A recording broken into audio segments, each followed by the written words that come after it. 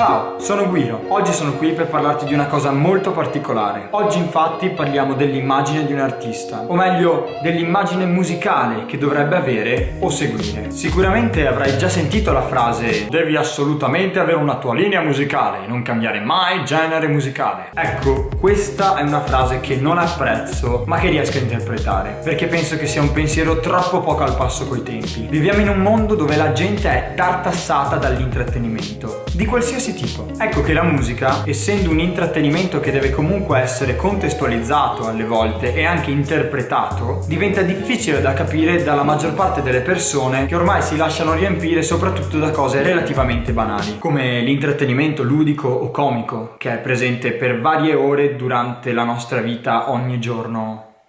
Questa cosa fa pensare, Comunque, dal momento che siamo tartassati da centinaia di forme di intrattenimento in tutto il mondo, la musica per molte persone ha iniziato a perdere valore. Ecco che quindi gli artisti, i producer, insomma i creatori della musica, per ottenere visibilità hanno iniziato a lavorare sul loro personaggio, facendo ricordare il proprio nome non più per la musica che fanno, ma per ciò che dicono, per il loro stile di vita e per il loro essere un personaggio. In questo modo l'artista stesso diventa intrattenimento, con un pubblico che lo potrebbe iniziare a seguire non più per la musica che fa, ma per qualsiasi altro motivo. Quindi può sfruttare questo pubblico per ottenere visibilità. Per visibilità intendo far raggiungere la propria musica a un determinato numero di persone, tale da avere un insieme di giudizi sufficiente da far iniziare a girare, quindi rendere virale la propria musica. Questo fenomeno è molto noto nella scena trap, ma anche tra youtubers fanno così. Avete presente, no? I famosi dissing. Non voglio però che vi soffermiate sul fatto che queste persone possono fare grandi numeri a prescindere dalla qualità del loro contenuto e quindi fare bella musica oppure no. Voglio che vi soffermiate sul fatto che se artista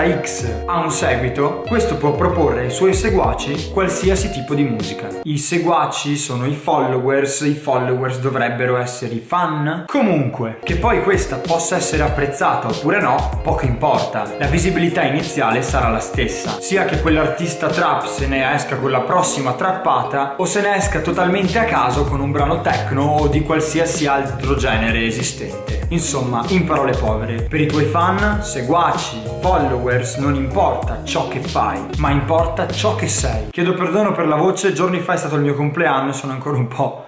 Questo è il motivo principale per cui certe ragazze esteticamente pazzesche o insomma che vengono bene in video e in foto o semplicemente che postano foto zozze dalla mattina alla sera e hanno un botto di followers diventano DJ producer dall'oggi al domani, con tour nazionali o addirittura mondiali con date ovunque. La domanda è questa: hanno un seguito? Ottimo, possono sfruttare la loro visibilità e la loro presenza per offrire un servizio e dare valore alla loro presenza in quel posto o insomma a quell'evento. Comunque, tornando al nostro discorso, se hai provato per vari anni a diventare il nuovo Martin Garrix della situazione, andare a suonare al Tomorrowland in giro per il mondo, ma da oggi vuoi diventare il nuovo Carl Cox e sfondare nella scena techno, nulla ti impedisce di farlo, a parte gli obblighi contrattuali ovviamente. È importante però tenere a mente sempre una cosa: ciò che cambi potrebbe non piacere quanto ciò che già funziona. E questa è una cosa molto seria. Per farti preoccupare ti faccio un esempio. Ti racconto una storia. Seguivo un artista americano che dalla scena underground si è fatto spazio tra i più grandi nomi della scena dubstep, fino ad arrivare a lavorare con artisti del calibro di Skrillex, Javuz e moltissimi altri. Oltre a ciò, questo artista si divertiva anche ad avere una miniserie comica che è diventato virale nel tempo. Quindi per la società in cui viviamo oggi aveva tutte le carte in regola per trasformare questo grande punto di arrivo in un punto di partenza che l'avrebbe potuto portare in un qualcosa di ancora più grande. Lui però sceglie di cambiare totalmente genere musicale. Durante la fase di rilascio dei primi brani, i suoi fan erano confusi, ma comunque curiosi. La visibilità dei brani in questo nuovo stile, grazie al suo essere personaggio e a tutto ciò che faceva, aveva raggiunto dei numeri ottimi, ma nel tempo iniziò a raggiungerne sempre meno, abbassando quindi l'hype che c'era su di lui. Lui però continuò per questa strada, abbandonando completamente la strada della dubstep. E niente, la storia finisce che il suo ultimo tour è è quasi stato del tutto annullato, in quanto le persone non vanno al suo concerto perché sanno che non ci sarà quella musica dubstep che faceva ai tempi. Ecco che con questo esempio voglio farvi capire che cambiare genere è fattibile, ma bisogna stare attenti a qualsiasi scelta che viene presa. Ci si potrebbe distruggere con le nostre stesse mani. Io ho finito, ma ne approfitto per dirti due cosette. Coach Wiro è passato da 120 euro a 170 euro. I motivi li sanno chi si è iscritto alla mia newsletter o chi mi segue sui social. Se non sei ancora nella mia newsletter, trovi il link in descrizione per entrarci. Non ti preoccupare, odio lo spam quanto te, e infatti questa newsletter non è altro che un punto di contatto tra me e te. Ti ripeto, trovi il link qua sotto in descrizione. Sto lavorando ad una masterclass con un ospite speciale per insegnare ad applicare il processo creativo che c'è dietro a un beat trap. Se sei interessato, fammelo sapere con un commento qua sotto. Per finire, puoi trovare qua sotto in descrizione un link per ottenere le prime 3 lezioni del corso Coach Wiro totalmente gratuite. Detto questo, io ho finito, io ti mando un grande saluto e noi ci vediamo alla prossima. Ciao!